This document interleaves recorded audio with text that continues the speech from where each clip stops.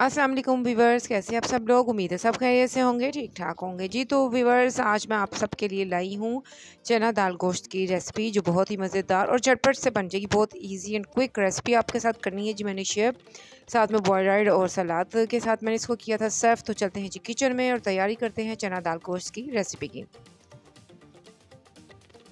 जी। तो सबसे पहले मैंने दाल है वो आधा घंटा पहले भिगो दी थी। यहाँ पे आधा किलो गोश्त लिया है मैंने मटन का, 3 टमाटर हैं, इनके छिलके उतार के इनको काट लिया है।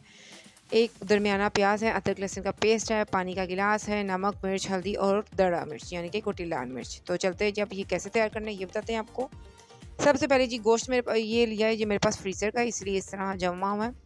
आधा किलो गोश्त लिया है, 3 टमाटर, 1 प्याज इस तरह काट के मैंने इसमें मोटा मोटा ही काटना है, इसके अंदर कर देना है शामिल।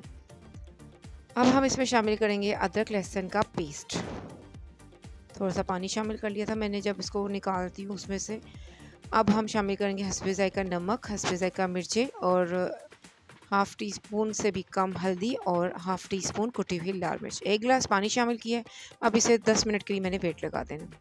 ये 10 मिनट के बाद ये वेट हटाया इसका, तो मैंने हरी मिर्चें और घी डाल के अब इसको भून लेना है। बहुत अच्छे तरीके से हमने इसकी भुनाई करनी है ताकि गोश्त की जो स्मेल है वो बिल्कुल ख़त्म हो जाए।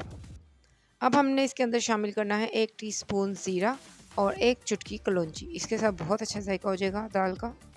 अब मज़ीद इसकी 3 से 4 मिनट मैंने भुनाई करनी है।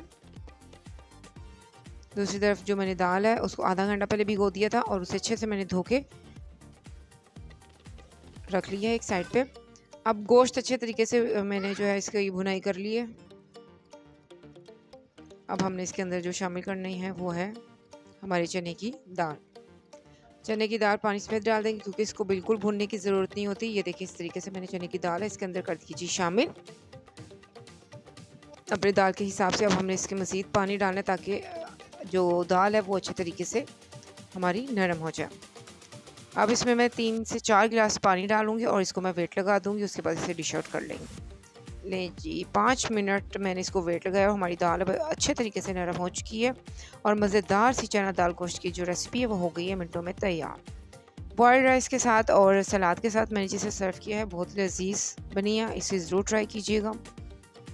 बड़ी ईद आने वाली है, कोई ईद कुर्बान, तो उसके हवाले से ये मेरी वीडियो है क्योंकि इसमें मैंने मटन का गोश्त इस्तेमाल किया है। अपना रखिए बहुत सारा ख्याल और मुझे दीजिए इजाज़त।